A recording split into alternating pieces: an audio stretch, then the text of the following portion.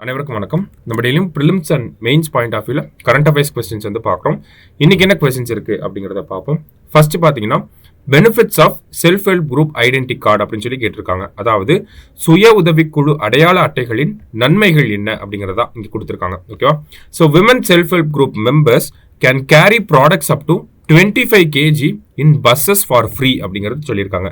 மகளிர் சுய உதவிக்குழு உறுப்பினர்கள் பேருந்துகளில் 25 கிலோ வரையிலான பொருட்களை இலவசமாக எடுத்துச் செல்லலாம் அப்படிங்கிற கொடுத்துருக்காங்க. ஃபர்ஸ்ட் ஸ்டேட்மெண்ட் கரெக்ட் தான். அடுத்தது 5% ஆஃபர் இன் கோஆப்டெக் ஷோரூம்ஸ் அப்படின்னு சொல்லி கொடுத்துருக்காங்க. அதாவது இந்த சுய உதவி குழுக்கள் ஐடி கார்டு வச்சிருந்தீங்க அப்படின்னா உங்களுக்கு கோஆப்டெக் ஷோரூம்ல 5% சலுகை வந்து கொடுக்குறாங்க.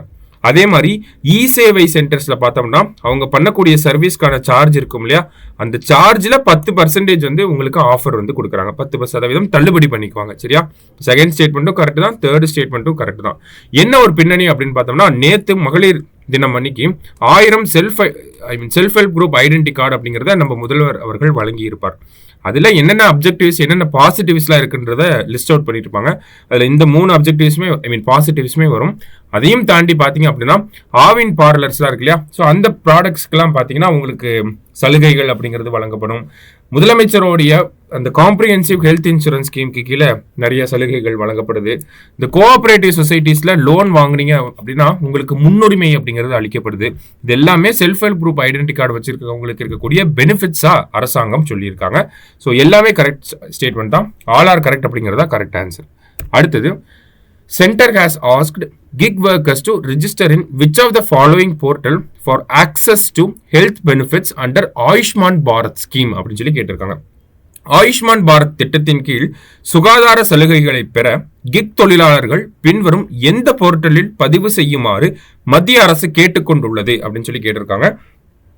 ஸோ எந்த போர்ட்டல்ல, அதாவது ஆயுஷ்மான் பாரத் திட்டத்துக்கு கீழே கிக் ஒர்க்கர்ஸ்க்கு வந்து உதவி பண்ண போறாங்க. என்ன உதவி? ஆயுஷ்மான் பாரத் திட்டம்னாலே 5 லட்ச ரூபாய் ஹெல்த் இன்சூரன்ஸ் கொடுக்க போறாங்க. கிக் ஒர்க்கர்ஸ்னா யாரு? நமக்கு பிளாட்ஃபார்ம் ஒர்க்கர்ஸ் அப்படின்னு சொல்லுவோம். பிளாட்ஃபார்ம்னா நமக்கு ஆப் பேஸ்டு ஒர்க்கர்ஸ், அதாவது ஸ்விக்கி, ஜொமேட்டோ இதுல எல்லாம் இருக்கக்கூடிய டெலிவரி பார்ட்னர்ஸ் இருக்காங்க இல்லையா, அவங்கள தான் நம்ம கிக் ஒர்க்கர்ஸ் அப்படின்னு சொல்லி சொல்றோம். இந்த கிக் ஒர்க்கர்ஸ்க்கு இந்த ஹெல்த் பெனிஃபிட்ஸ்லாம் கிடைக்கணும் அப்படின்னா அவங்க வந்து ஒரு போர்ட்டல்ல ரெஜிஸ்டர் பண்ணணும் அப்படின்னு சொல்லி மத்திய அரசாங்கம் பட்ஜெட்லயே சொல்லியிருந்தாங்க. ஸோ அது என்ன போர்ட்டல் அப்படின்னா ஈஸ்ரம் போர்ட்டல். சரிங்களா? ஸோ இதுதான் கரெக்ட் ஆன்சர். நெக்ஸ்ட் 3 ஸ்டேட்மெண்ட் வந்து கொடுத்திருக்காங்க. Project dolphin was launched on August 15, 2020. அதாவது ப்ராஜெக்ட் டால்பின் August 15, 2020 அன்று தொடங்கப்பட்டது அப்படிங்கிறது கரெக்டான ஸ்டேட்மெண்ட் தான். அடுத்தது there are 6,327 river dolphins in India as per first ever river dolphin census அப்படின்னு சொல்லி கொடுத்திருக்காங்க. செகண்ட் ஸ்டேட்மெண்ட் கரெக்ட் தான். கிட்டத்தட்ட 6,227 நதி சார்ந்த டால்பின்கள் இந்தியாவில் இருக்கு. சரிங்களா? இந்த சென்சஸை இப்போதான் ஃபர்ஸ்ட் டைமா எடுத்திருக்காங்க. ஸோ அதுவுமே கரெக்ட் தான். கிட்டத்தட்ட பார்த்தீங்கன்னா 6,324 கேஞ்சட்டிக் ரிவர் டால்பின்ஸ் வந்து இருக்கு. 3 இண்டஸ் ரிவர் டால்பின்ஸ் வந்து இருக்கு. மொத்த எண்ணிக்கை அப்படின்னு பார்த்தோம்னா நமக்கு 6,327 அப்படிங்கிறது. மூணாவது ஸ்டேட்மெண்ட் பார்த்தீங்கன்னா for the project dolphin survey the scientists used a combination of visual and acoustic surveys அப்படின்னு சொல்லி கொடுத்திருக்காங்க. ப்ராஜெக்ட் டால்பின் கணக்கெடுப்புக்கு விஞ்ஞானிகள் காட்சி மற்றும் ஒளி ஆய்வுகளின் கலவையை பயன்படுத்தினர் அப்படின்னு சொல்லி கொடுத்திருக்காங்க. மூணாவது ஸ்டேட்மெண்ட் நமக்கு கரெக்ட் தான். விஷுவல் அண்ட் அக்கௌஸ்டிக் சர்வேஸ் தான். இப்போ உதாரணத்துக்கு பார்த்தீங்கன்னா ஒரு லேண்ட் பேஸ்டு அனிமலா இருக்கு, ஒரு சிங்கத்தை நம்ம ட்ராக் பண்ணணும் அப்படின்னா நம்ம ரேடியோ காலர் போடுற அந்த டெக்னிக் அப்படிங்கிறது இருக்கு, ட்ரோன் டெக்னிக் அப்படிங்கிறது இருக்கு. அடுத்ததா பார்த்தீங்கன்னா அந்த விலங்குகளுடைய கழிவுகளை பேஸ் பண்ணி அவங்களை கணக்கெடுக்கக்கூடிய டெக்னிக்ஸ்லாம் இருக்கு. ஆனா இந்த எந்த டெக்னிக்குமே கடலுக்கு அடியில ரிவருக்கு அடியில் இருக்கக்கூடிய இந்த டால்பின்ஸை கால்குலேட் பண்றதுக்கு யூஸ் பண்ண முடியாது. அப்ப என்ன பண்றாங்க, இந்த டால்பின் அப்பப்ப தண்ணியில இருந்து வெளியே வந்து ஜம்ப் பண்ணும் இல்லையா, ஜம்ப் பண்றப்ப போட்டோ எடுத்து அதனுடைய சிக்னிபிகன்ட் ஃபீச்சர்ஸை மார்க் பண்ணி அதுல இருந்து ஒவ்வொரு டால்பினையும் இன்னொரு டால்பினையும் டிஃபரன்ஷியேட் பண்ணி காட்டுறாங்க. அது மட்டும் இல்லாம இந்த டால்பின்ஸ் அப்படிங்கிறது பாத்தீங்கன்னா நமக்கு இந்த வவ்வால்லாம் பறக்கும் இல்லையா, எக்கோ லொகேஷன் அப்படிங்கிற ஒரு டெக்னிக்கை பயன்படுத்தி தான் இதுவுமே வந்து மூவ் ஆகும். சரிங்களா? டால்பின்ஸுமே மூவ் ஆகும். நம்ம ஆளுங்க என்ன பண்ணியிருக்காங்க அப்படின்னா ஹைட்ரோஃபோன் அப்படிங்கிற ஒரு டிவைஸை வந்து ப்ரிப்பேர் பண்ணியிருக்காங்க, மேக் பண்ணியிருக்காங்க.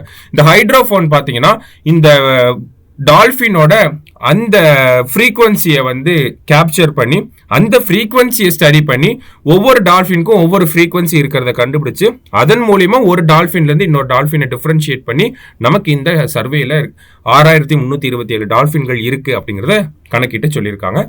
மூணுமே கரெக்டான ஸ்டேட்மெண்ட் தான். ஆல் ஆர் கரெக்ட் அப்படிங்கிறது கரெக்ட் ஆன்சர். சரியா? அடுத்தது AR Venkatachalapathy won Sahitya Akademi award in Tamil.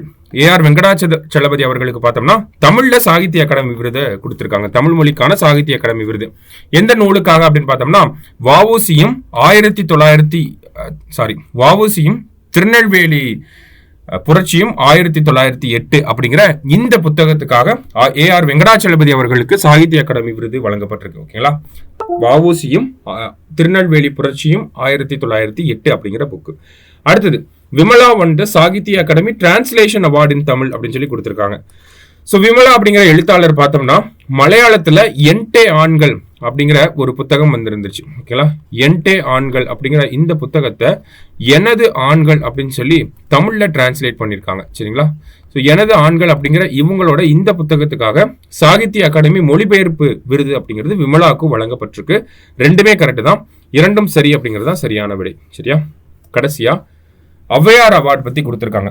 Consider the following statements. Avvaiyar award 2025 is given to doctor Yashoda Shanmuga Sundaram அப்படின்னு சொல்லியிருக்காங்க. 2025 ஆண்டுக்கான ஔவையார் விருது டாக்டர் யசோதா சண்முக சுந்தரத்திற்கு வழங்கப்படுகிறது அப்படின்னு சொல்லி கொடுத்திருக்காங்க. ஃபர்ஸ்ட் ஸ்டேட்மெண்ட் கரெக்ட் தான்.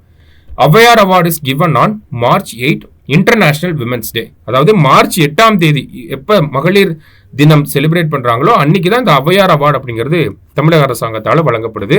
பாத்தீங்கன்னா ஒரு 1.5 லட்சம் ரூபாய் கேஷ் பிரைஸ் அப்படிங்கிறதும் ஒரு கோல்டு மெடல் அப்படிங்கிறதும் கொடுப்பாங்க. பொன்னாடை அப்படிங்கிறது வழங்கப்படுது. சரிங்களா?